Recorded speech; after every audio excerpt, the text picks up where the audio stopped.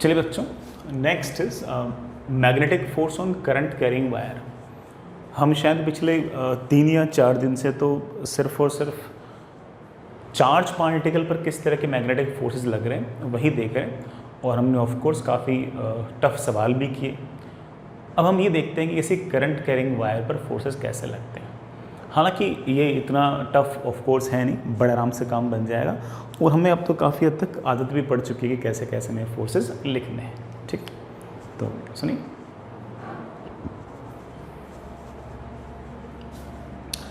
मान लीजिए कि आपके पास इस तरह से कोई तार है। बड़ा तार तो पतला सा ही है, सिर्फ दिखाने के लिए मैं थोड़ा सा इसको ऐसे मोटा करके दिखाया ऐसे, और इस पूरे के पूरे तार के अंदर करंट जो है वो यूं जा रहा है। इस तार में अगर करंट यूं जा रहा है तो ऑफ कोर्स जो फ्री इलेक्ट्रॉन्स है वो करंट के अपोजिट डायरेक्शन के अंदर किसी ड्रिफ्ट वेलोसिटी से यूं जा रहे हैं। ठीक है, और इस रीजन के अंदर कुछ ना कुछ मैग्नेटिक फील्ड है। Let's say magnetic field is like this, magnetic field is like this. ये तार का एक छोटा सा हिस्सा है जिसकी लेंथ है dl, छोटा है इसलिए मैंने dl बोल दिया। अगर मैं आपसे कहूं कि इस छोटे से वायर के अंदर ये जो एक इकलौता फ्री इलेक्ट्रॉन है इस पर कितना फोर्स लगेगा, तो आप बोलोगे सर इकलौते इलेक्ट्रॉन पर लगने वाला जो फोर्स होगा it will be like this, force on an electron. More specifically free electron will be of course, बड़ा क्या फॉर्मूला था, Q into V cross P। मुझे तो इस पूरे तार पर फोर्स निकालना है, तो आप ऐसा कह सकते हो कि जितना फोर्स इस इलेक्ट्रॉन पर है मोर और लेस वही सारा का सारा फोर्स सारे के सारे फ्री इलेक्ट्रॉन्स पे है, और तार छोटा सा है इसलिए हम ऑफ कोर्स ऐसा मान सकते हैं कि यहाँ यहाँ यहाँ यहाँ यहाँ हर जगह मैग्नेटिक फील्ड तो सेम ही है, क्योंकि मैंने एलिमेंट ही छोटा सा लिया है तो वहाँ पर हम मैग्नेटिक फील्ड एक जैसी सी मान सकते हैं। अगर इकलौते इलेक्ट्रॉन पर फोर्स इतना है then force on all electrons collectively, सारे के सारे इलेक्ट्रॉन्स पर कुल मिलाकर कितना फोर्स है, तो आप कह सकते हो कि एक इलेक्ट्रॉन पर फोर्स है minus into V cross B multiplied by इस रीजन के अंदर कितने नंबर ऑफ इलेक्ट्रॉन्स होंगे। इस रीजन में कितने नंबर ऑफ इलेक्ट्रॉन्स होंगे वो निकालने के लिए आपको यहां पर n पता है। n मतलब free electron density, that is free electron density. ये क्रॉस सेक्शनल एरिया पता है, लेट्स से A, तो आप कह सकते हो कि number of electrons per unit volume into ये वाला volume, volume is of course A into dl। अब याद करो बच्चों, इस N A E V D को हम शायद करंट कहा करते थे। क्या कहा करते थे? करंट। तो इस इतने से छोटे से एलिमेंट के अंदर जितने इलेक्ट्रॉन्स थे उन सब पर कुल मिलाकर जो फोर्स लग रहा है वो ये है, और ये जो फोर्स है यही आपके इस तार पर लगने वाला नेट मैग्नेटिक फोर्स है। तो आप कह सकते हो कि इस तार पर लगने वाला force on this current element, current के इस एलिमेंट पर लगने वाला जो फोर्स है उसे आप लिख सकते हो dF vector, and that is NaEVD को मैं I लिख रहा हूं, और dl को यहां पर ले आता हूं dl क्रॉस P। सर वो माइनस कहां उड़ा दिया? बेटा माइनस मैंने यहां उड़ा दिया कि dl की जो डायरेक्शन है वो मैं करंट की तरफ लूंगा, और Vd की जो डायरेक्शन है वो करंट के अपोजिट है, तो माइनस साइन जो है वो इस बात को मैनेज कर लेगा कि वो डायरेक्शन को अपोजिट कर देगा। तो Vd की डायरेक्शन और dl की डायरेक्शन एक दूसरे की अपोजिट है, तो हमने उस माइनस को उस अपोजिट डायरेक्शन के साथ हमने कंपनसेट कर दिया है। तो कुल मिलाकर हमारे पास ये जो छोटा सा तार है इस पर लगने वाला जो फोर्स है उसको आप बड़े आराम से कह सकते हो कि I into dl cross B. dl जो है वो आपके इस तार की लंबाई है, और इसकी डायरेक्शन जो है, इसकी डायरेक्शन जो है वो ऑफ कोर्स अलोंग करंट है, करंट की तरफ इसकी डायरेक्शन है। बिल्कुल ऐसे मैग्नेटिक फील्ड निकालते वक्त भी एग्जैक्टली यही कहानी थी। तो जो डीएल वेक्टर है ये ऑफ कोर्स है ना आपका करंट की लंबाई है, मैग्नीट्यूड तो लंबाई हो गई, और डायरेक्शन जो है वो ऑफ कोर्स हमारे करंट की तरफ है। तो अगर कभी भी किसी तार पर अगर फोर्स निकालना हो that is I into D L cross B. अब सुनना, अगर मान लीजिए कि आपके पास इस तरह से तार है, इसके अंदर करंट आई है, लेंथ है dl, और इस रीजन के अंदर कोई एक्सटर्नल मैग्नेटिक फील्ड है ऐसे, कोई एक्सटर्नल मैग्नेटिक फील्ड है ऐसे। ये मैग्नेटिक फील्ड इस तार की वजह से नहीं है, ऐसा नहीं कि ये तार अपनी ही मैग्नेटिक फील्ड के कारण अपने आप पर कोई मैग्नेटिक फोर्स लगाता हो। जिस तरह से कोई चार्ज पार्टिकल था उस पर फोर्स किस कारण से लगता था, कोई एक्सटर्नल इलेक्ट्रिक फील्ड होती थी, उस एक्सटर्नल इलेक्ट्रिक फील्ड के अंदर चार्ज पार्टिकल पड़ा होता था तो उस पर इलेक्ट्रिक फोर्स लगता था। ऐसा थोड़ी कि वो चार्ज पार्टिकल खुद के कारण कितनी इलेक्ट्रिक फील्ड क्रिएट कर रहा है मल्टीप्लाइड बाय खुद का चार्ज, ऐसे थोड़ी किया था अपन लोगों ने। एग्जैक्टली उसी तरह से कोई एक्सटर्नल सिस्टम होगा, उसकी वजह से कोई मैग्नेटिक फील्ड होगी, और उस मैग्नेटिक फील्ड के अंदर ये आपका तार पड़ा होगा।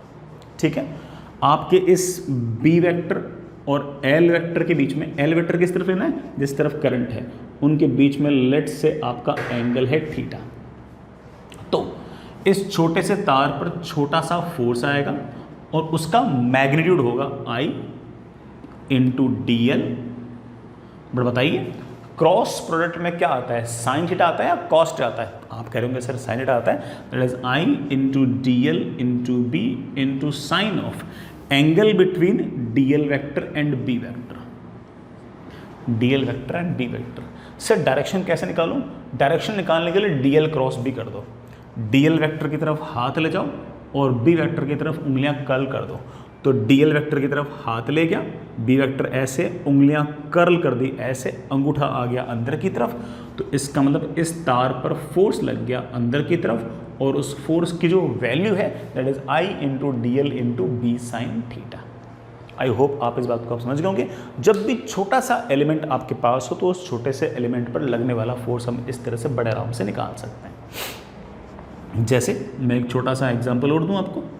मान लीजिए कि आपके पास ऐसे तार है, तार में करंट I है, छोटी सी लेंथ है dl, और इस रीजन में कोई एक्सटर्नल मैग्नेटिक फील्ड है ऐसे अंदर की तरफ, क्रॉस मतलब अंदर की तरफ, और उस मैग्नेटिक फील्ड की वैल्यू है b। मुझे इस छोटे से तार पर लगने वाला मैग्नेटिक फोर्स निकालना है और लिखना है। बिल्कुल लिख देंगे। सबसे पहले करंट पता है, लेंथ पता है, मैग्नेटिक फील्ड पता है, डीएल वेक्टर और बी वेक्टर के बीच का एंगल। तो डीएल वेक्टर का डायरेक्शन तो होगा करंट की तरफ, और बी वेक्टर है ऐसे अंदर की तरफ। तो आपने देख लिया इस बात को कि डीएल वेक्टर तो है ऐसे और बी वेक्टर है ऐसे। I think angle between them, DL vector तो बोर्ड के प्लेन में और बी वेक्टर बोर्ड के प्लेन के perpendicular, so of course angle between them is 90।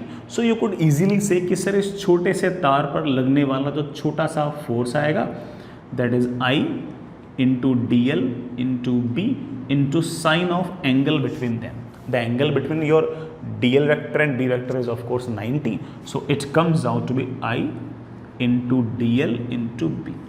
Sir इस फोर्स की डायरेक्शन क्या है? Right hand thumb rule. कोई से भी क्रॉस प्रोडक्ट की डायरेक्शन निकालने के लिए राइट हैंड थंब रूल बेटा आप लोग पहले से जानते ही हो।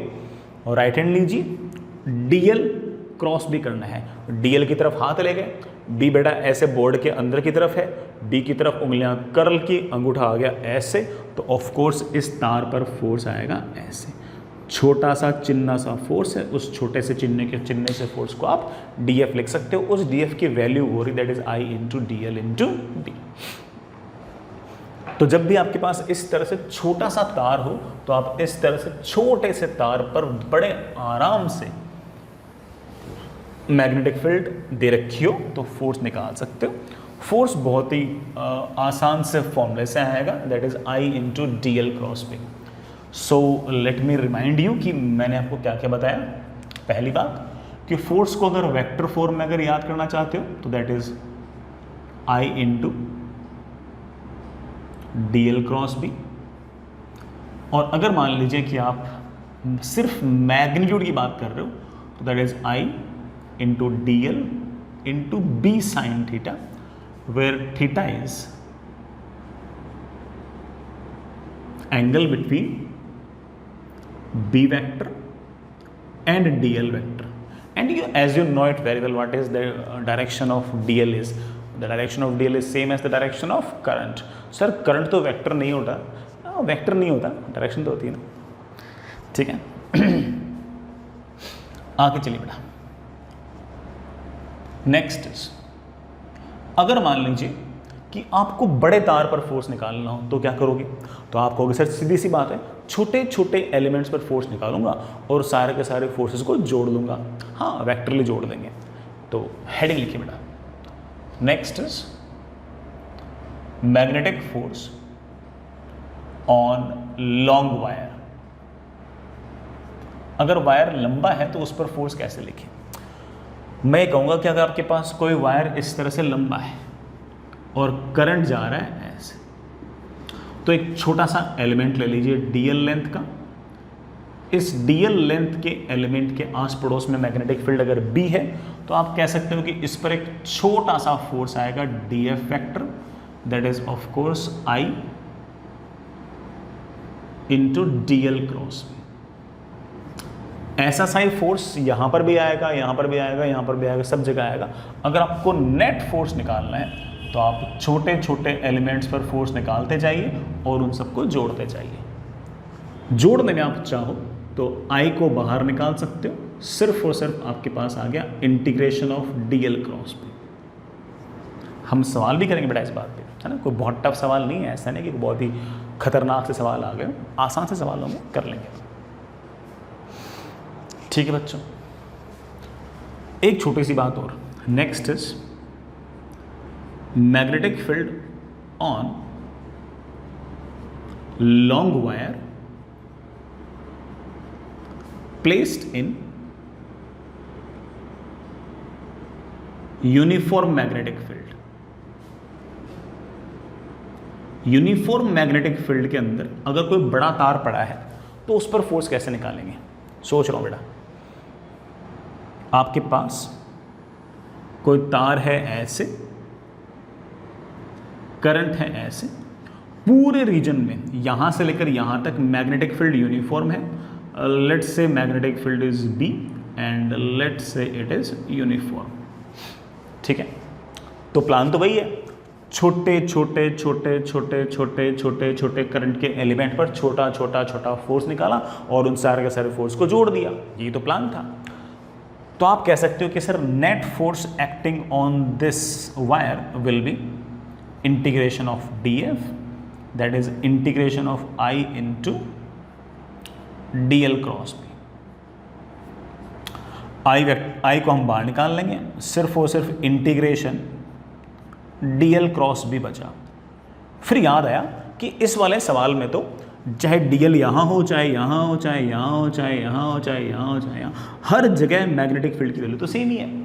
जब मैग्नेटिक फील्ड हर जगह सेम है तो आप इंटीग्रेशन से बी वेक्टर को बाहर निकाल लो और आपके पास आ गया I into integration DL vector into B vector, sorry cross B vector. अब जरा सोचो कि इंटीग्रेशन डीएल वेक्टर क्या है। इंटीग्रेशन डीएल वेक्टर क्या है मैं आपको बार पहले भी सिखा चुका हूं। छोटे छोटे डीएल वेक्टर लो, ये छोटा सा डीएल वेक्टर लिया, फिर अगला छोटा सा डीएल वेक्टर लिया, ये फिर अगला छोटा सा डीएल वेक्टर लिया, फिर ये अगला छोटा सा डीएल वेक्टर लिया, फिर ये अगला छोटा सा डीएल वेक्टर लिया, ये फिर अगला छोटा सा डीएल वेक्टर, फिर ये डीएल वेक्टर, फिर ये डीएल वेक्टर, फिर ये डीएल वेक्टर, फिर यूँ चलते चलते ये डीएल वेक्टर, ये डीएल वेक्टर, ये डीएल वेक्टर, ये DL vector. Integration DL vector का मतलब है कि इन सारे infinitely large number of infinitely small vectors को ऐड कर दो। सर इनफाइनाइट वेक्टर्स को हमें ऐड करना आता है क्या? ऑफ कोर्स, हमें दो से ज़्यादा वेक्टर अगर जोड़ने हो तो polygon law of vector addition use करते हैं। Sir polygon law of vector addition, हाँ भाई बिल्कुल, polygon law of vector addition भूल गए क्या? उसमें हम क्या करते थे कि सारे के सारे वेक्टर्स को ऐसे tail to head tail to head tail to head जोड़ते थे। पहले वाले वेक्टर के हेड पे अगले की टेल, फिर इसके हेड पे इसकी टेल, फिर इसके हेड पे इसकी टेल। आप बोलो से पहले से जुड़ी हुई है तो अच्छी बात है। और इन सब का जो रिजल्टेंट हुआ करता था, इन सब का जो समेशन हुआ करता था, वो होता था सबसे पहले वाले वेक्टर की टेल से सबसे आखिरी वाले वेक्टर का हेड। सो इन सब का जो समेशन होगा, इन सारे के सारे infinitely large number of vectors का जो समेशन होगा, it will be A vector like this. This is your integration DL vector. मैं इसको एक बार के लिए एल वेक्टर भी कह रहा हूं, और एल वेक्टर आप ऐसा कह सकते हो कि sir L vector is nothing more than पहले पॉइंट से लेके आखिरी पॉइंट को जोड़ दो और सारे तार को भूल जाओ, सिर्फ और सिर्फ एक स्ट्रेट वायर बना दो. कहां से कहां तक? पहले पॉइंट से लेके आखिरी पॉइंट तक. लेकिन ऐसा सिर्फ तभी करना है जब आपकी मैग्नेटिक फील्ड यूनिफॉर्म हो. अगर मैग्नेटिक फील्ड यूनिफॉर्म ना होती तो इस इंटीग्रेशन से मैं बी वेक्टर को बाहर निकाल ही नहीं पाता, है कि नहीं? तो ठीक है बेटा, तो आप कह सकते हो कि अगर आपके पास तार इस तरह से लंबा हो तो आप कह सकते हो कि formula will be like this, that is I into L cross B. This is formula only for a uniform magnetic field.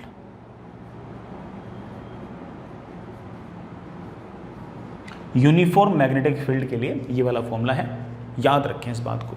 अगर आप इसके मैग्नीट्यूड की बात करोगे तो of course force is equals to I into L into B sine theta. But what is theta? Theta is of course the angle between L vector and B vector. L vector और B vector के बीच का जो angle है वो आपका theta है. चलो बेटा ऊपर लिख देते हैं इसको वापस से. मैं इस रिजल्ट को बड़ा एक बार वापस से ऊपर लिख रहा हूं, शायद आपको दिखाई नहीं दे रहा.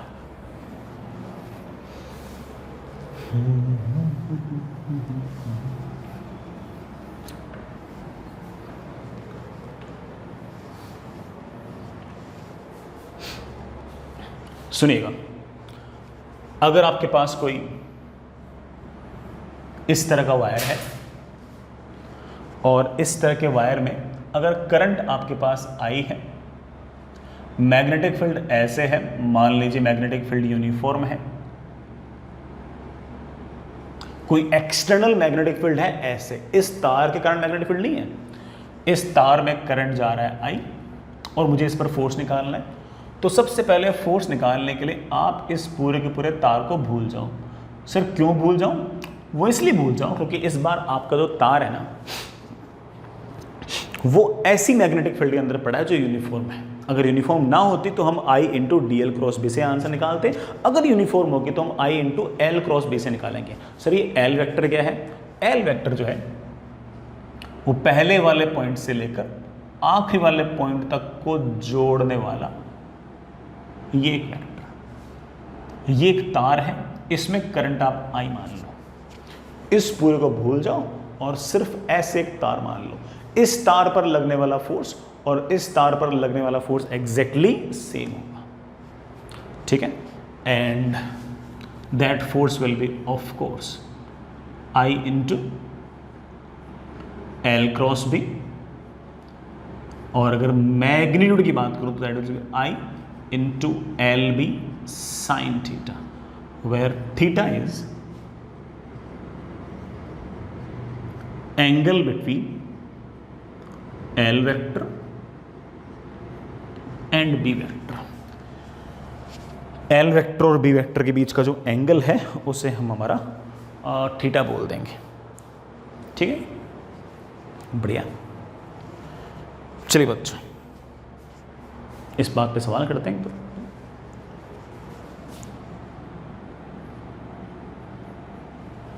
इस बात पे कुछ एक सवाल करते हैं, मुझे थोड़ी जगह चाहिए.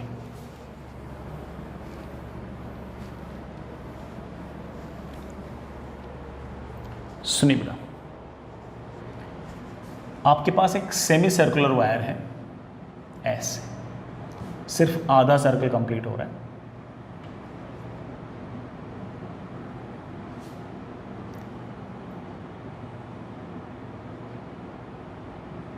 रेडियस आर है, करंट आई है और कोई एक्सटर्नल मैग्नेटिक फील्ड है जो ऐसे है बी, और ये एक्सटर्नल मैग्नेटिक फील्ड आपकी यूनिफॉर्म है बच्चों. यूनिफॉर्म मतलब एक जैसे सी है. ठीक है, ठीक है. फोर्स निकालना है इस पे. Find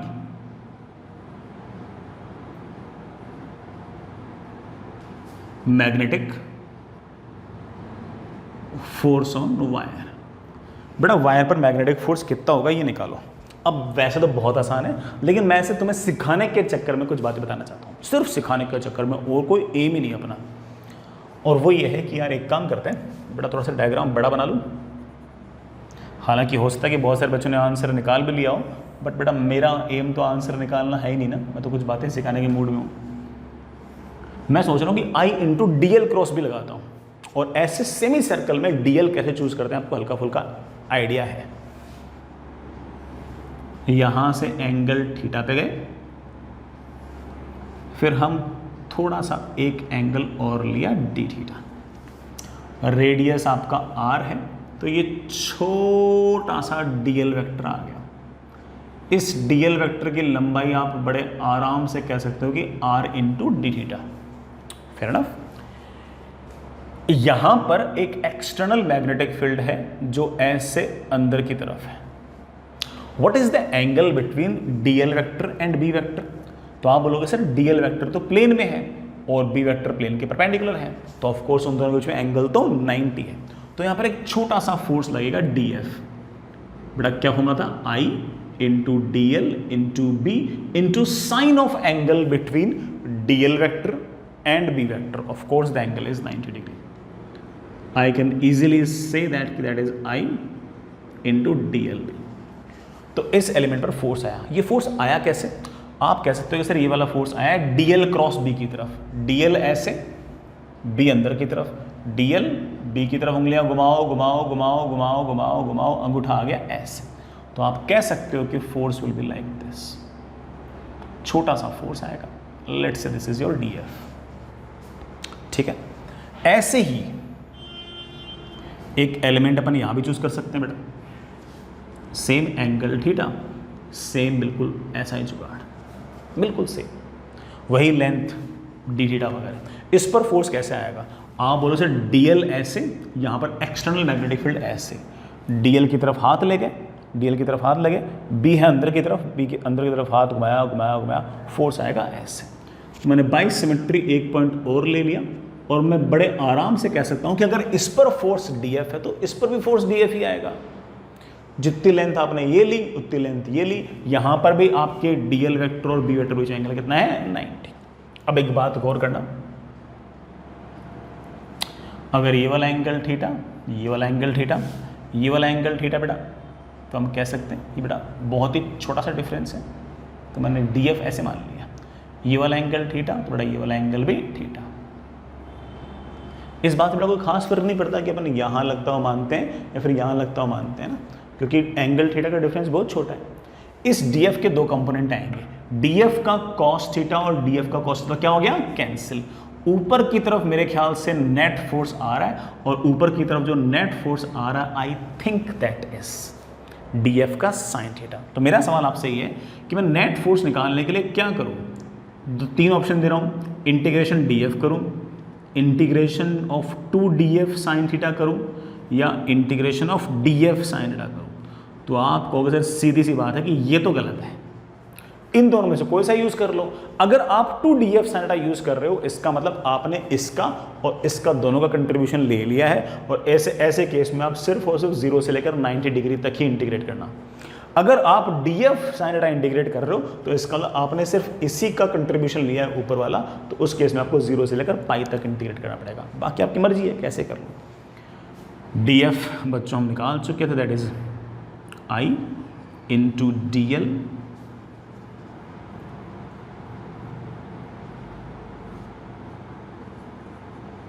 into B into sine theta. I ठीक है बेटा, बी ठीक है, डीएल मैं आपको लिखना सिखा चुका हूं, that is R D theta into sine theta. कहाँ से कहाँ तक इंटीग्रेशन? 0 से लेकर पाई तक। बेटा मेरे ख्याल से आई बाहर, बी बाहर, आर बाहर, सिर्फ और सिर्फ इंटीग्रेशन आ गया है साइन थीटा डी थीटा का, and that is something like this.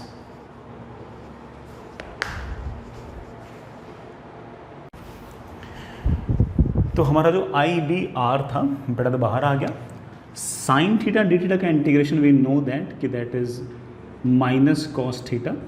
Theta को कहाँ से कहाँ तक इंटीग्रेट करना है, 0 से लेके पाई तक, सब जानते हैं, लिमिट लगा 2 आ जाएगा।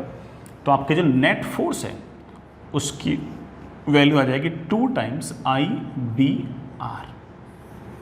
और आई बी किस तरफ, ये जो फोर्स है ये सारा का सारा ऐसा है ऊपर की तरफ, ये वाले कंपोनेंट तो कैंसिल हो गए थे, नेट फोर्स आपका इस तरह से ऊपर की तरफ आ गया था। मुझे इतना सब करने की ज़रूरत थी नहीं, मैं सिर्फ ये कहता कि देखो भाई मैग्नेटिक फील्ड तो यूनिफॉर्म है, ये सर्कुलर वर्कुलर मानने की कोई ज़रूरत नहीं है, सिर्फ और सिर्फ पहला वाला पॉइंट और आखिरी वाला पॉइंट, ये सिर्फ 2 पॉइंट देख लो, ऐसे ऐसे। यहाँ से तक की लेंथ जो है ये आपका L है, लेंथ बेटा इसकी 2R, डायमीटर हो गया ना, तो डायमीटर की लेंथ कितनी होगी 2R, और इस तार की बजाय इस तार में जाता हुआ करंट मान लो ऐसे, बस बहुत है, बहुत। अब आपके पास L वेक्टर है U, B वेक्टर है U, L वेक्टर है U, B वेक्टर है U, L की तरफ हाथ ले गए, B अंदर की तरफ है, उंगलियां कर्ल की, राइट हैंड की तो अंगूठा आ गया ऊपर की तरफ, तो ऑफ कोर्स इस पर फोर्स आएगा ऊपर की तरफ, और उस फोर्स का फॉर्मूला हम जानते हैं I L B sine theta. I तो आई है, लेंथ ऑफ कोर्स 2r है, मैग्नेटिक फील्ड B है, into sine of angle between L vector and B vector is 90 degree, so that is sine 90। So हमारे पास force आ गया 2 times I into B into R। ये हमारा answer आ गया, बढ़िया आंसर। आई रियली होप दोनों बातें आपको समझ में आ गई होगी, और मैंने जानबूझ के दोनों तरीके से कराया है कि जिससे आपको आइडिया लग सके कि हम एक्चुअली इसमें कितने कितने काम कर सकते हैं। किसी भी तरीके से सोचो आपके आंसर्स एग्जैक्टली सेम आएंगे, ये सब बातें बताने के लिए मैंने आपको दोनों तरीके से कराया है। एक बात और, इस सेमी सर्कुलर पर जो फोर्स लगा है उसका टॉर्क बताओ यहां से कितना आएगा, ओ पॉइंट से कितना आएगा, इस ओ पॉइंट के बाद कितना टॉर्क आएगा। तो आप देख पा रहे हो कि इस छोटे से एलिमेंट पर फोर्स बाहर की तरफ, इस छोटे से एलिमेंट पर फोर्स बाहर की तरफ, इस छोटे से एलिमेंट पर फोर्स बाहर की तरफ, इस छोटे से एलिमेंट पर फोर्स बाहर की तरफ। इस फोर्स को अगर मैं ऐसे पीछे की तरफ खींचता हूं तो ये सारा का सारा फोर्स तो ओ से ही पास होता हुआ नजर आ रहा है। तो इस फोर्स का टॉर्क ओके अबाउट 0, इस फोर्स का टॉर्क ओके अबाउट 0। तो ओके अबाउट हर फोर्स अगर पास हो रहा है तो हर छोटे छोटे डीएफ फोर्स का टॉर्क तो 0 आएगा।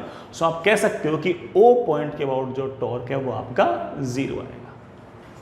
इसी तरह से मैं अगर आपसे ये पूछ लूं कि यहां कहीं कोई पॉइंट है P, इसके अबाउट टॉर्क कितना आएगा, इसके अबाउट कितना टॉर्क आएगा, तो आप निकाल सकते हो। इसके अबाउट अगर टॉर्क निकालना है तो आपका छोटा सा फोर्स है DF, जो आपने अभी भी निकाला, I into L into B into sine 90। This is the force, this is the line of action of force, और इस line of action of force के यहां से परपेंडिकुलर डिस्टेंस, ये अगर r है, ये एंगल 90 है, तो ऑफ कोर्स ये लेंथ r cos थीटा, ये लेंथ आपके पास r sin थीटा। तो इस छोटे से फोर्स की इस P पॉइंट के बाद कुछ ना कुछ टॉर्क आएगी, और उस टॉर्क को मैं लिख रहा हूं d tau about point P, that will B छोटा सा force dF into L perpendicular. L perpendicular मतलब ये line of action of force की यहां से परपेंडिकुलर डिस्टेंस।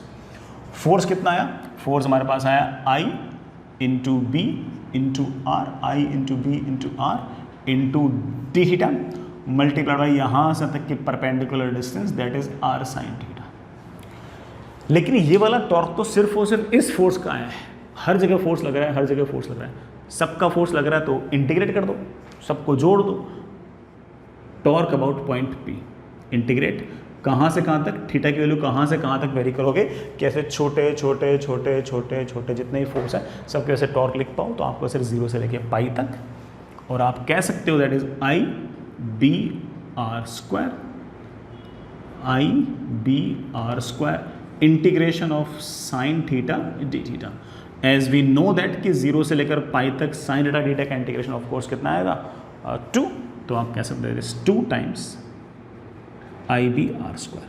बेटा ये साइन थीटा का इंटीग्रेशन में दिक्कत तो नहीं है, साइन थीटा का इंटीग्रेशन एवरीवन नोस, बेटा कितना आएगा माइनस कॉस थीटा, कहाँ से कहाँ तक 0 से लेके पाई तक, थीटा को पाई रखना, तो माइनस कॉस पाई थीटा को 0 रखना, तो minus cos 0, this is upper limit, this is lower limit, minus कर दो, this is minus of -1 that is 1, minus minus कितना हो गया plus, cos 0 also comes out to be 1, 1 + 1 इज कितना आ गया 2, मैंने 2 डायरेक्टली लिख दिया।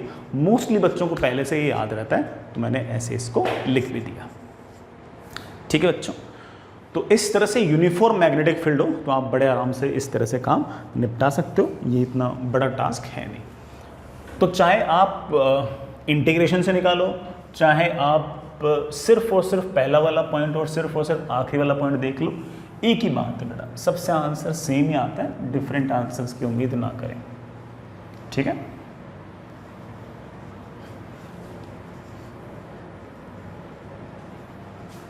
आगे चलते हैं बच्चों।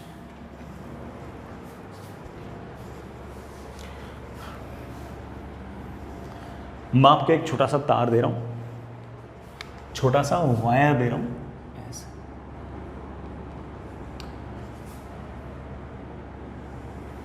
ये वाई एक्सिस, ये एक्स एक्सिस, पूरे के पूरे रीजन में इस तरह से मैग्नेटिक फील्ड है बी बाहर की तरफ के कैप के अलावा, और एक तार पड़ा है, तार पड़ा है ऐसे,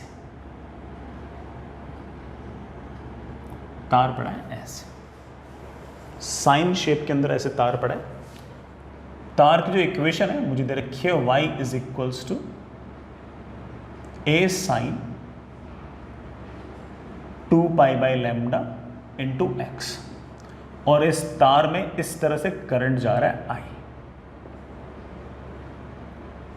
करंट जा रहा है I, और ये इक्वेशन किसकी दे रखी है, तार जिस कर्व पर पड़ा है उस कर्व की इक्वेशन दे रखी है। साइनसोइडल इक्वेशन है, होनी भी चाहिए, लग भी तो रही है ना। पूछा गया है फाइंड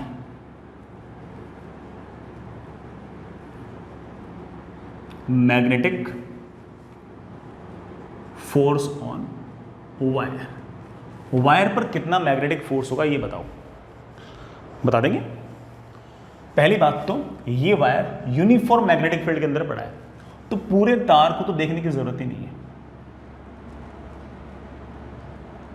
सिर्फ और सिर्फ पहला वाला पॉइंट और आखिरी वाला पॉइंट, सिर्फ इसे देखने की जरूरत है, और इसमें करंट मान लो आई, इस पर लगने वाला फोर्स और इस पर लगने वाला फोर्स एग्जैक्टली सेम है।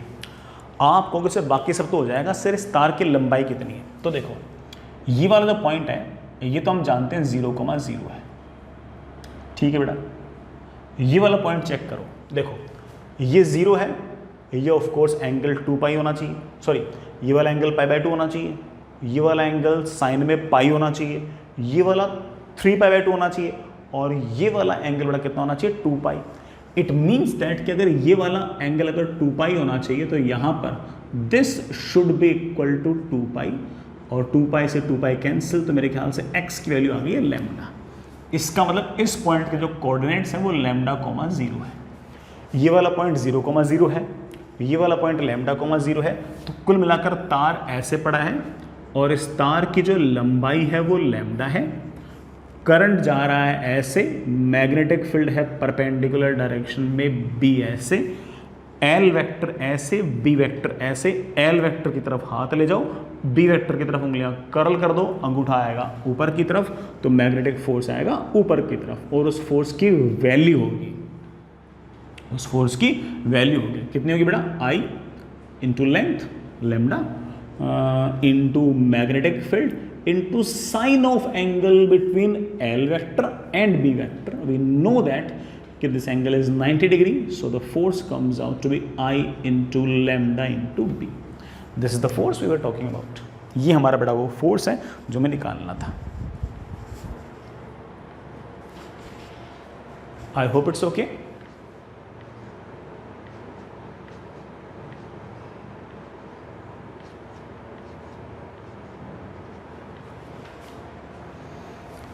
आगे चलते हैं। नेक्स्ट इज ऐसा ही एक और सवाल, find magnetic force on wire, तो है ही है, वायर जो है वो ऐसे पड़ा है, ये वाई एक्सिस, ये x axis and wire is like this. Wire ऐसे है, करंट की वैल्यू आई है और इस वायर की इक्वेशन जो दे रखी है X square upon A square plus Y square upon B square is equals to 1 और इस पूरे के पूरे रीजन में मैग्नेटिक फील्ड है बी ऐसे अंदर की तरफ end of course magnetic field जो है वो यूनिफॉर्म है। सवाल वही है, find magnetic force on the wire. इस वायर पर मैग्नेटिक फोर्स बताओ।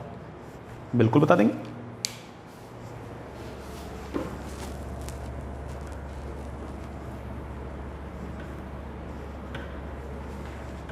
बिल्कुल बताएंगे। देखना बेटा, इस तरह का इलिप्टिकल शेप का वायर है। We don't care about this elliptical shape, we know that कि मैग्नेटिक फील्ड यूनिफॉर्म है, तो मुझे तो सिर्फ और सिर्फ पहले पॉइंट से और आखिरी वाले पॉइंट से ही मतलब है, मुझे इस पूरे के पूरे तार से मतलब नहीं है। ये सबसे पहला पॉइंट, ये सबसे आखिरी वाला पॉइंट। चेक करना पड़ेगा दोनों पॉइंट्स कौन से हैं। आपका बड़ा यहाँ पर y कोऑर्डिनेट 0 है तो y कोऑर्डिनेट 0 कर दिया, तो X square equals to A square. It means that this point is of course x की वैल्यू माइनस है, यहाँ पर x की वैल्यू प्लस है, तो इस पॉइंट के कोऑर्डिनेट आ गए -a,0, इस पॉइंट के कोऑर्डिनेट आ गए +a,0 और तार में करंट जा रहा है ऐसे।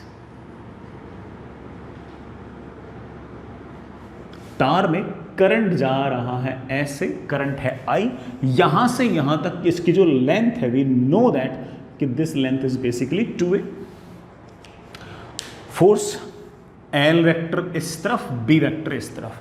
L की तरफ हाथ ले जाओ और राइट हैंड, B है अंदर की तरफ उंगलियां कर्ल कर दो, अंगूठा आ गया ऊपर की तरफ, तो फोर्स आएगा ऊपर की तरफ। और उस फोर्स को आप कह सकते हो कि उस फोर्स की वैल्यू होगी I इंटू एल, एल है 2a into B into sine of angle between L vector और बी वेक्टर के बीच का एंगल।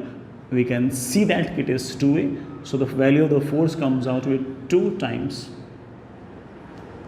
IB। ये हमारा फोर्स। और इस तरह से अगर यूनिफॉर्म वायर हो तो आप बड़ा फोर्स को ना सेंटर पे लगता हुआ मान सकते हो। यूनिफॉर्म तार हो तो आप उसको बड़ा सेंटर पे लगता हुआ मान सकते हैं। ठीक है, आगे चलिए बच्चों, एक और सवाल बेटा वही है, find magnetic force on the wire. Let's say this is y axis, this is x axis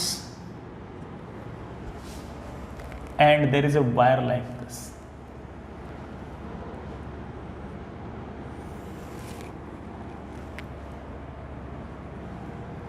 There is a wire like this.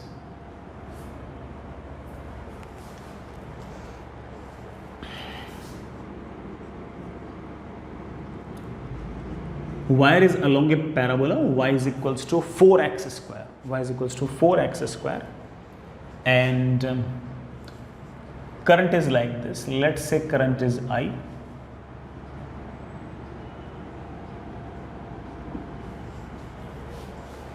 Let's say current is I. This height is 16 units, बेटा units मिल गए ना, this is height is 16 units. सवाल वही, find magnetic force on the wire. पूरे reason में इस तरह से मैग्नेटिक फील्ड है बाहर की तरफ, कोई एक्सटर्नल मैग्नेटिक फील्ड है बी बाहर की तरफ। ये मैग्नेटिक फील्ड इस तार की वजह से नहीं है, किसी और कारण से। इस मैग्नेटिक फील्ड के अंदर ये तार है जिसमें करंट आई जा रहा है। आपको बताना है कि इस तार पर कितना फोर्स है। Find magnetic force on the wire. करो बच्चों।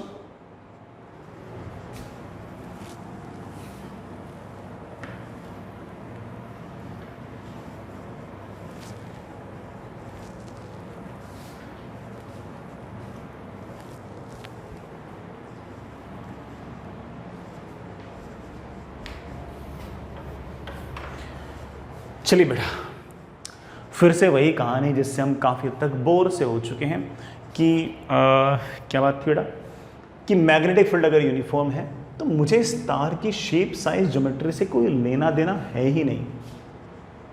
तो सर हमें किस चीज़ से लेना देना है बेटा? मुझे तो सिर्फ और सिर्फ सबसे पहले पॉइंट से और सबसे आखिरी पॉइंट में इंटरेस्ट है। और एक तार मान लो ऐसे,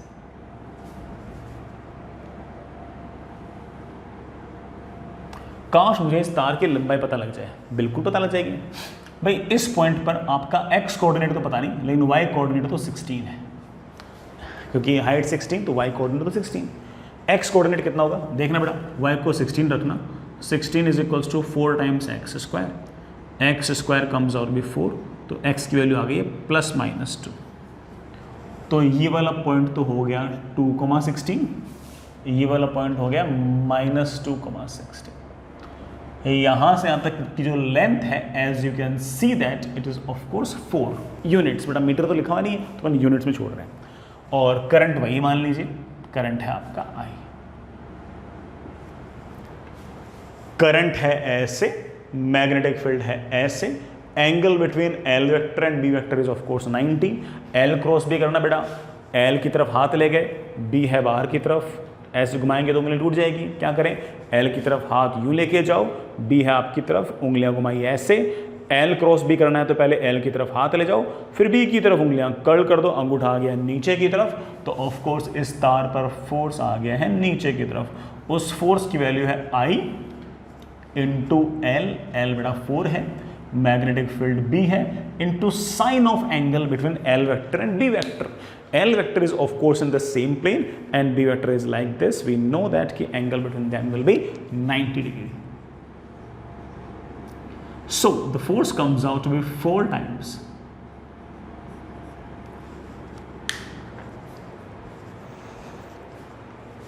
4 times IB. I hope बड़ा बात तो समझ ही गया। आगे चलते बेटा, अभी तक वही चल रहा है ना, हेडिंग बेटा वही चल रही है, भले सवाल कितने कर लो बेटा, काम तो वही चल रहा है। Magnetic force on current carrying wire, वो बेटा कौन सा केस, जब मैग्नेटिक फील्ड यूनिफॉर्म हो। ठीक, अगला सवाल, सवाल नहीं है बस, ठीक है, उसको मैं फॉर्मूला वाइज बोल देता हूँ।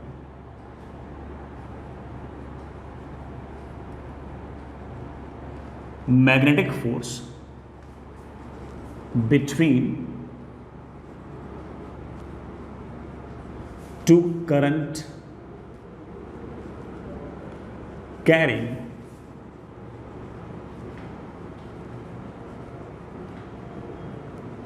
Parallel wires. 2 वायर हैं, पैरेलल हैं, उनके बीच में कितना मैग्नेटिक फोर्स लगेगा बेटा वो निकालते हैं यार, है ना, कोई टफ टास्क नहीं है, हो जाएगा बेटा। सुनिएगा, आपके पास ये तार है, इनफाइनाइटली लॉन्ग वायर है, करंट है I1, अच्छी खासी लेंथ है।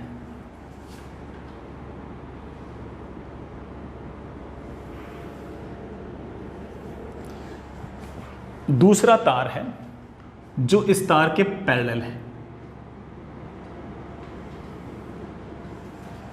जो इस तार के पैरेलल पड़ा है, इसमें करंट है I2। इन दोनों के बीच में जो ये पैरेलल डिस्टेंस है ये x। मुझे इन दोनों के बीच में मैग्नेटिक फोर्स निकालना है, निकालेंगे। जो छोटा वाला तार है इसकी लंबाई मुझे दे रखी है L। देखो, इस तार की मैग्नेटिक फील्ड में ये पड़ा है और इस तार की मैग्नेटिक फील्ड में ये वाला तार पड़ा है, तो या तो इस पर I इंटू डीएल की डीएल क्रॉस भी कर लो, या फिर इसके कारण इस पर I इंटू डीएल क्रॉस भी कर लो। अब हम इस बात को जानते हैं कि इस तार के कारण यहाँ मैग्नेटिक फील्ड कुछ और होगी, यहाँ कुछ और होगी, यहाँ कुछ और होगी, यहाँ कुछ और होगी, यहाँ कुछ और होगी, और मैग्नेटिक फील्ड अगर अलग अलग होगी तो इस तार पर मैग्नेटिक फोर्स निकालना मुश्किल है। इस तार की वजह से इस तार पर मैग्नेटिक फोर्स निकालना आसान है। क्यों? क्योंकि ये वाला तार आपका इनफाइनाइटली लॉन्ग है और इस इनफाइनाइट लॉन्ग वायर के कारण यहाँ यहाँ यहाँ यहाँ हर जगह मैग्नेटिक फील्ड तो सेम है, और मैग्नेटिक फील्ड अगर सेम है तो इस तार पर निकलने वाला मैग्नेटिक फोर्स तो बड़े आराम से आ जाएगा। हाँ, फिर हम न्यूटन्स थर्ड लॉ से बोलना स्टार्ट कर देंगे कि जो मैग्नेटिक फोर्स इस पे वही मैग्नेटिक फोर्स इस पे, तो कर लेंगे। तो सुनना बेटा, इस तार में करंट जा रहा है ऐसे, जिस तरफ करंट जा रहा है उस तरफ अंगूठा कर दो, जिस पॉइंट पर मैग्नेटिक फील्ड निकालना है उस तरफ हथेलियां फैला दो, हथेलियां पॉइंट कर रही है अंदर की तरफ, तो मैग्नेटिक फील्ड अंदर की तरफ। इस तार की वजह से यहां पर हर पॉइंट पर मैग्नेटिक फील्ड है अंदर की तरफ। ले बेटा, एंड वी नो दैट कि ये वाला पॉइंट भी x डिस्टेंस दूर, ये वाला पॉइंट भी x डिस्टेंस दूर, ये वाला पॉइंट भी x डिस्टेंस दूर, ये वाला पॉइंट भी x डिस्टेंस दूर। इसका मतलब इस तार के हर पॉइंट पर मैग्नेटिक फील्ड इस तार के कारण जो है वो डायरेक्शन और मैग्नीट्यूड में फिक्स है। और मेरे बच्चे फॉर्मूला भी जानते हैं, that is mu naught I upon 2 pi D. यही फॉर्मूला था ना, mu naught I upon 2 pi R, R मतलब डाय डिस्टेंस। अब चेक करो ये तार कहां पड़ा है, छोटा वाला तार कहां पड़ा है, यूनिफॉर्म मैग्नेटिक फील्ड के अंदर या फिर नॉन यूनिफॉर्म मैग्नेटिक फील्ड के अंदर। आप बोलो sir of course uniform magnetic field के अंदर। तो फॉर्मूला कौन सा लगाएं, आई इंटू डी एल क्रॉस भी लगाएं या फिर आई इंटू एल क्रॉस भी लगाएं। तो आप बोल रहे होंगे sir I into L cross भी लगा लो। तो बेटा आपका एल वेक्टर है ऐसे, बी वेक्टर है ऐसे, दोनों बीच में एंगल कितना है 90। फोर्स कैसे आएगा, एल वेक्टर की तरफ हाथ ले जाओ, ले गए, बी वेक्टर है ऐसे, उसकी तरफ उंगलियां कर्ल की, अंगूठा आएगा ऐसे, तो फोर्स आएगा ऐसे। यूनिफॉर्म वायर है, हर जगह तार में करंट सेम है, तो हम फोर्स को बीचों बीच वाले पॉइंट पर लगता हुआ मान सकते हैं। और इस फोर्स की जो वैल्यू आएगी आई, इसका करंट कितना, करंट I2 इंटू इसकी लेंथ, लेंथ है L, मल्टीप्लाइड बाई इसकी वजह से यहां पर magnetic field, that is mu naught I1 upon 2 pi x multiplied by sine of angle between आपके इस एल वेक्टर और बी वेक्टर के बीच में एंगल। आप बोलोगे sir that angle is of course 90 degree. So the force comes out to be mu naught I1 I2 upon 2 pi x into L. जो force इस पर इधर की तरफ, एग्जैक्टली वही फोर्स इस पर बाय न्यूटन्स थर्ड लॉ इधर की तरफ, सेम फोर्स। फॉर्मूला याद करने वाला है। कई बच्चे बड़ा फोर्स का फॉर्मूला याद ना करके इस केस में फोर्स पर यूनिट लेंथ का फॉर्मूला याद करते हैं, that is mu naught I1 I2 upon 2 pi x। तो इस तरह से अगर सेम डायरेक्शन में अगर करंट जा रहा होगा तो उनके बीच में जो फोर्स होगा उसकी वैल्यू होगी mu naught I1 I2 upon 2 pi x into लंबाई। और फोर्स पर यूनिट लेंथ याद करना चाहो तो mu naught I1 I2 upon 2 pi x, x is of course the separation between these two wires. अगर मान लीजिए, हालांकि मुझे लगता है कि आप लोग समझ गए हो, बट फिर भी मैं डायग्राम बनाया था। अगर मान लीजिए कि इस तार में करंट है I1 ऐसे और इस तार में करंट है I2 ऐसे, करंट है I2, लेंथ है L और दोनों तार्स के बीच का सेपरेशन है x।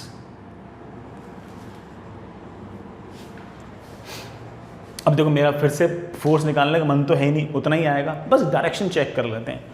इस तार के कारण, इस तार के हर पॉइंट पर, बड़े वाले तार के कारण छोटे वाले तार के हर पॉइंट पर मैग्नेटिक फील्ड है अंदर की तरफ, और मैग्नेटिक फील्ड है भी हर जगह सेम। आपका एल वेक्टर आएगा ऐसे, बी वेक्टर आएगा ऐसे, एल वेक्टर आएगा ऐसे, बी वेक्टर आएगा ऐसे। एल की तरफ हाथ ले जाओ, बी की तरफ उंगलियां कड़ कर दो, अंगूठा आएगा बाहर की तरफ, तो इस तार पर फोर्स आएगा बाहर की तरफ। सब कुछ सिमेट्रिक है, इसलिए बेटा मैंने फोर्स को सेंटर पर लगता मान लिया। जो फोर्स उस पर बाहर की तरफ, वही वाला फोर्स इस पर भी बाहर की तरफ। हाँ, इस फोर्स की वापस से वैल्यू क्या होगी, वही वैल्यू होगी। तो सेम डायरेक्शन में अगर करंट जा रहे होंगे तो ऑफ कोर्स बेटा आपका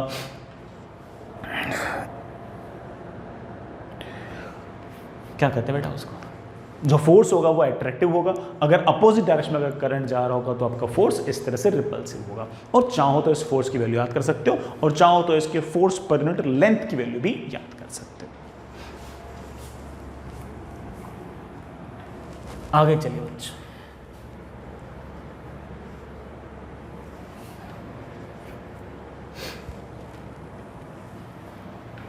next is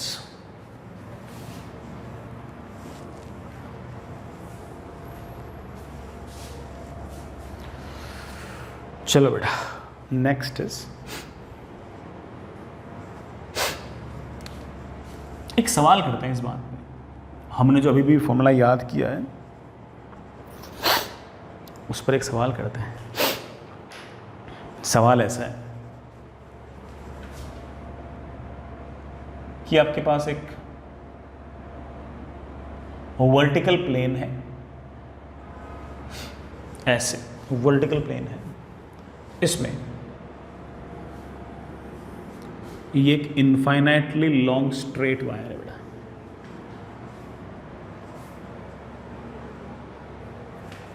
infinitely long straight wire, current है इसमें I1, this one is infinitely long straight wire and this wire is fixed, move नहीं कर रहा, ये fixed, it is your very long या फिर infinitely long straight wire, of course current करेंगे, ठीक है ना। इसके पैरेलल एक दूसरा वायर है जो इसके ऊपर रखा हुआ है, इसमें है करंट I2 और इसकी लेंथ है L, करंट है I2 और इसकी लेंथ है L, और इन दोनों के बीच जो सेपरेशन है वो H। वर्टिकल प्लेन में दोनों जो वायर हैं वो एक दूसरे के पैरेलल हैं, उनके बीच जो सेपरेशन है वो आपके पास H है। H गिवन नहीं है बेटा, H गिवन नहीं है। हाँ, ये जरूर गिवन है कि इस वायर का जो मास है वो m है, दोनों सेम प्लेन में है, वर्टिकल प्लेन में है। वर्टिकल प्लेन में है, इस बात का मतलब ये है कि नीचे वाला वायर अगर ऐसे है तो ऊपर वाला जो वायर है वो जस्ट इसके ऊपर ऐसे है, यूं नहीं है, यूं नहीं है, जस्ट इसके ऊपर है, मतलब दोनों को जोड़ते हुए जो प्लेन आएगा वो वर्टिकल प्लेन आएगा ऐसे, ठीक है। ग्रेविटी कंसीडर करनी है, acceleration due to gravity uniform माननी है जी। पहला वाला सवाल तो बहुत ही सिंपल पूछ रहा हूं, सवाल के दो पार्ट है बेटा। पहला वाला पार्ट ये है, फाइंड H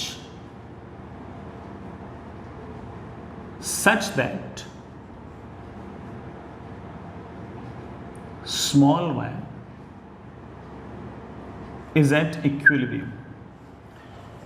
H की वैल्यू क्या रखूं कि छोटा वाला जो तार है वो इक्विलिब्रियम पर रहे, वो इक्विलिब्रियम पर रहे, कर देंगे। इस छोटे वाले तार पर दो फोर्स लग रहे हैं प्रीडोमिनेंटली, आप जानते ही, न्यूट्रल वायर, नीचे वाला भी न्यूट्रल वायर, न्यूट्रल वायर एक दूसरे पर ऑफ कोर्स इलेक्ट्रोस्टैटिक फोर्स तो लगाएंगे नहीं, क्या लगाएंगे, मैग्नेटिक फोर्स, निकालने की जरूरत नहीं है, याद कर रखा मैंने, मैग्नेटिक फोर्स।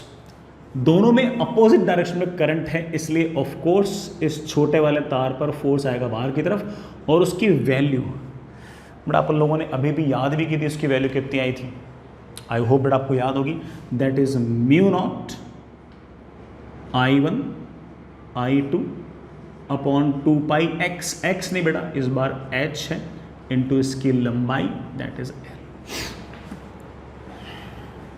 ये था। और इस तार पर जो फोर्स है वो नीचे की तरफ है जी।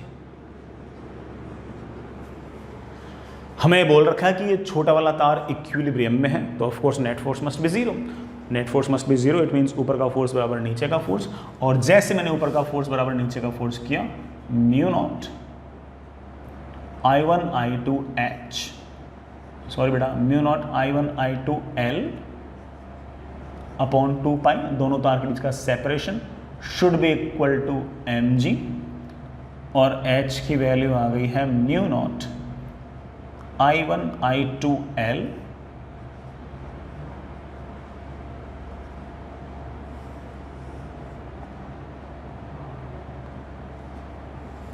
ये H की वैल्यू आ गई, बढ़िया वैल्यू और की। अब अगला सवाल ये है कि जो छोटा वाला तार है ना, इस छोटे वाले तार को आपने वर्टिकल डायरेक्शन में हल्का सा डिस्प्लेस कर दिया है, चाहे ऊपर कर दो चाहे नीचे कर दो, आपने हल्का सा डिस्प्लेस कर दिया है। आपको प्रूव करना है कि अगर आप इस तार को हल्का सा वर्टिकल डायरेक्शन में अगर डिस्प्लेस करते हो तो this wire will perform simple harmonic motion and you have to find the time period of that simple harmonic motion. It may look difficult, it's but not that.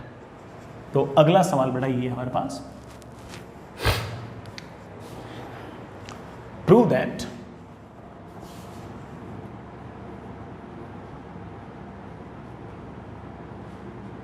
if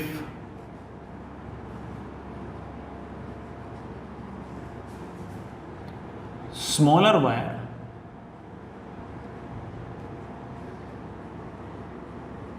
is displaced slightly, बड़ा slightly को underline कर लेना,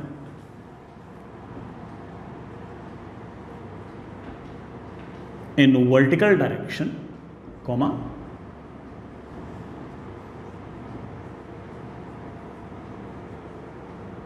it will perform SHM and also find time period of SHM.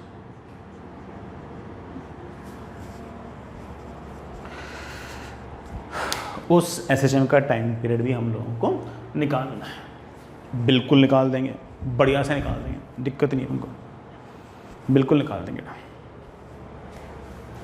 इस तार को पहले हल्का सा डिस्प्लेस करो, आपकी मर्जी बड़ा उधर कर दो, मुझे कोई दिक्कत नहीं है। ऊपर करना चाहो ऊपर कर दो, नीचे करना चाहो नीचे कर दो, मुझे तो लगता है कि दोनों से ही प्रूव हो सकता है। तो मैंने इस तार को हल्का सा बड़ा थोड़ा सा डिस्प्लेस किया, बस दिखाने के लिए थोड़ा ज़्यादा दिखा दिया, बाकी तार को मैंने डिस्प्लेस किया ऊपर की तरफ ऐसे,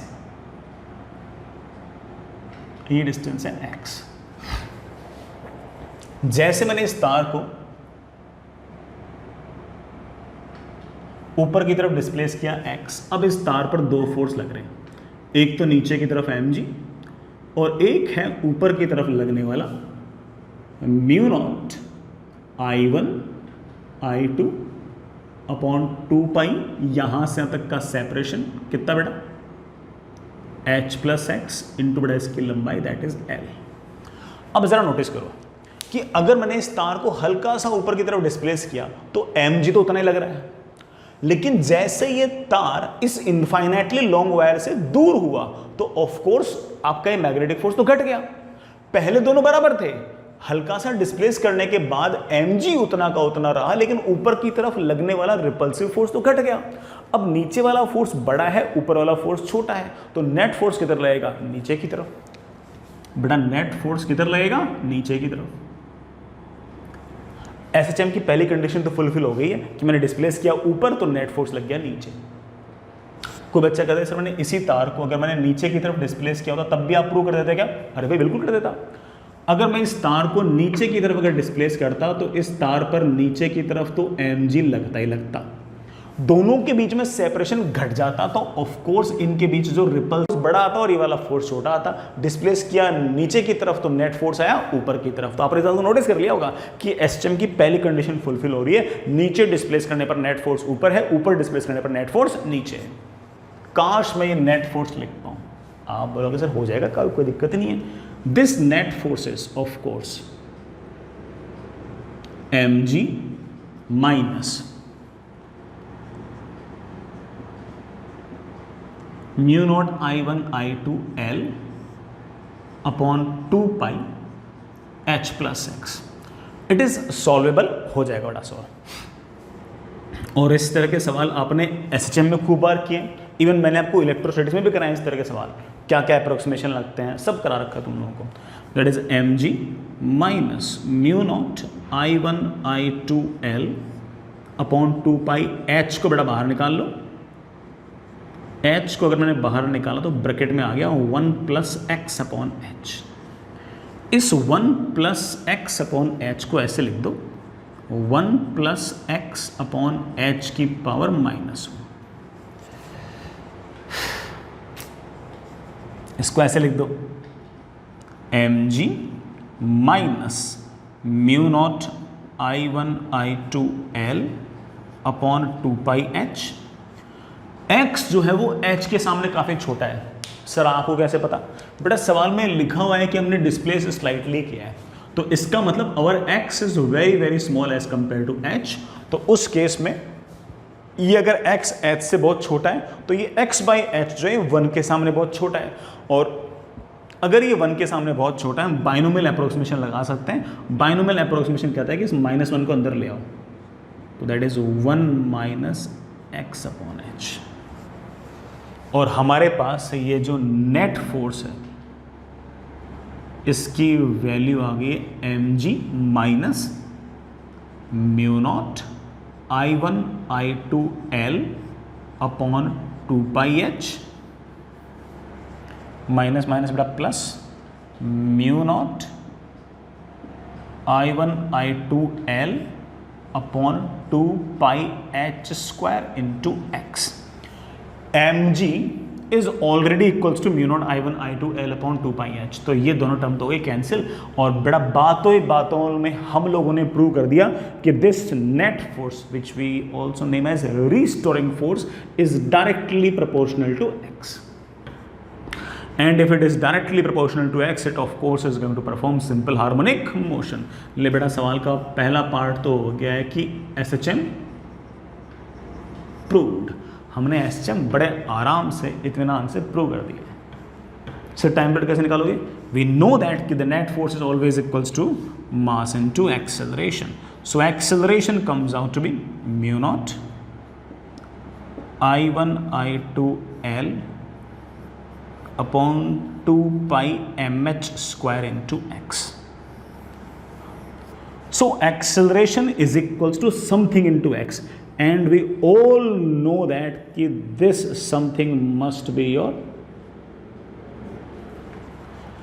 omega square। हो गया बेटा हमारा काम। था ओमेगा आ गया, टाइम पीरियड भी आ गया। चलो ठीक है, फिर मैं लिख देता हूँ। हालांकि सवाल बड़ा डन सा ही है, बट ठीक मैं और लिख देता हूँ इसको।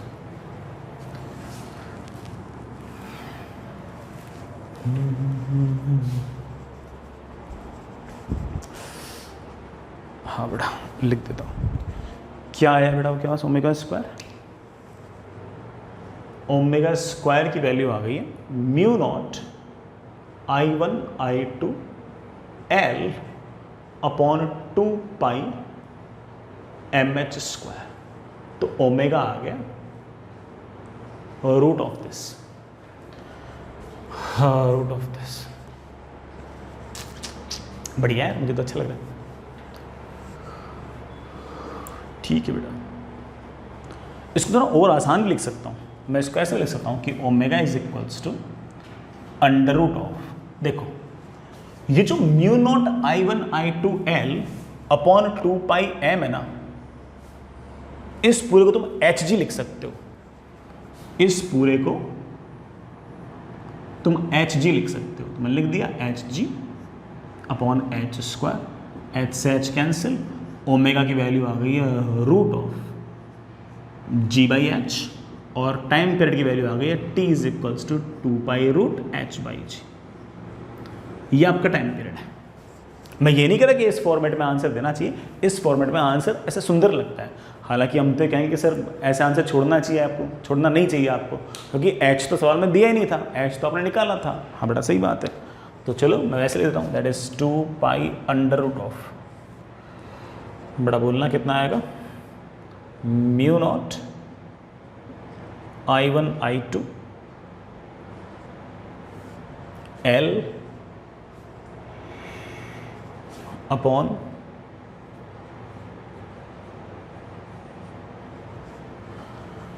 2 पाई एम जी, जी से बड़ा जी एच बाई जी था। ये आंसर आ जाएगा।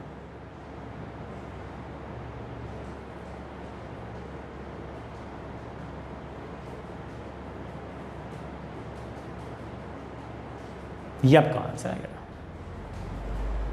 बड़ा जी स्क्वायर कैसे लिखते पता है ना, वो मैंने एच बाई जी लिखना था, तो एच तो बेटा यहाँ से लिख दिया मैंने, mu naught I1 I2 L upon 2 pi M जी, एक जी और आ गया, तो नीचे जी का स्क्वायर आ गया। ये हमारा आंसर आ गया टाइम का। तो वैसे तो ये भी आंसर अच्छा है, बुरा नहीं है, लेकिन कई बच्चों को ऐसा लगता है कि सर एच के टर्म में आंसर मत छोड़ो, एच तो सर सवाल में हमें पहले पार्ट में पूछा ही था, तो बेटा ऐसे केस में ऐसे छोड़ दो, जैसे आपकी इच्छा हो वैसे आप उसको लीव कर सकते हो, इसमें कोई ऐसी खास दिक्कत नहीं।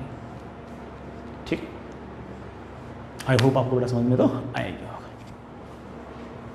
चलिए ठीक है बेटा, मैं कुछ होमवर्क दे रहा हूँ आप लोगों को।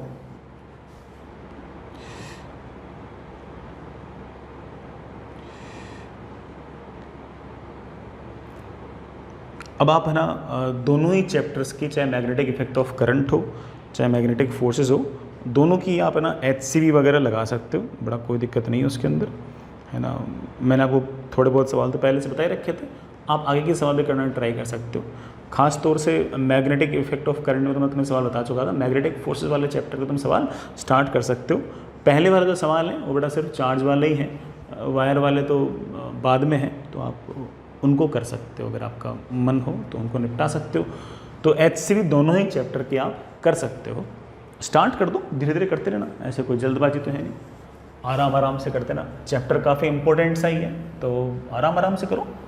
आराम आराम से करोगे तो ऑफकोर्स थोड़ा सा हर सवाल को वक्त दे सकते हो, हर सवाल को अगर वक्त दोगे तो ऑफकोर्स बातें थोड़ी सी बेटर समझ में आएंगी, सवाल थोड़े और ज़्यादा बेटर तरीके से हो पाएंगे। तो आराम से टाइम दो, कोई दिक्कत नहीं, अपने पढ़ा भी बहुत आराम से, तो ठीक है। हाँ बेटा, शीट में अपनी जो EMF की शीट है उसका इसेंशियल वाले पार्ट में होमवर्क दे रहा हूँ बेटा मैं, ठीक है।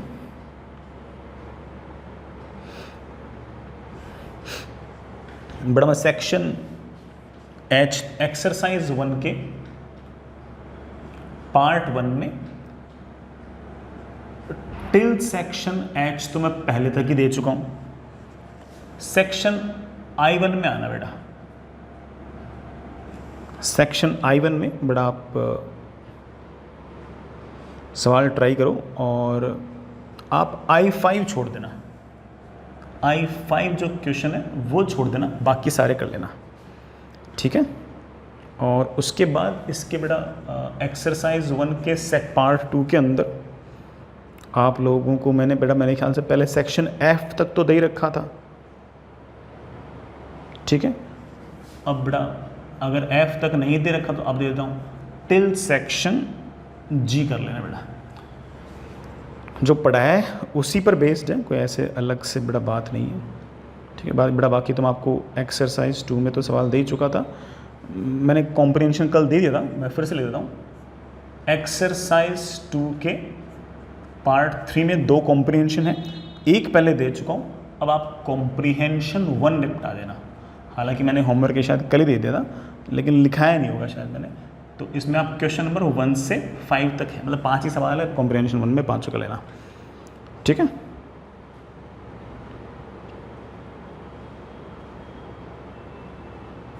एक्सरसाइज 3 के बेटा पार्ट 1 में आना, एक्सरसाइज 3 के पार्ट 1 में मैं क्वेश्चंस का नंबर लिख रहा हूं। क्वेश्चन नंबर 2, 3, 4, 5, 6, 7,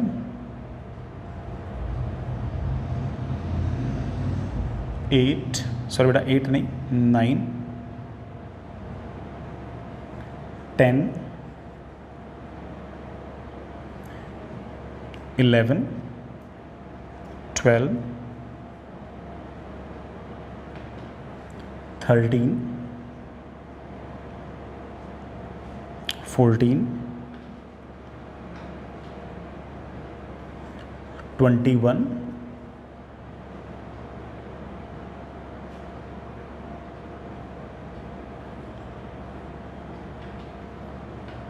उसके बाद पार्ट 2 में, चलो कल देंगे, ठीक है, इतना काफ़ी है, कुछ तो कल के लिए भी छोड़ेंगे, कल करना पार्ट, मतलब आज के लिए तो इतना ही है, कल और देंगे। एक्सरसाइज देखिए पार्ट 1 में सवाल दिए, पार्ट 2 में नहीं दिए, ठीक है।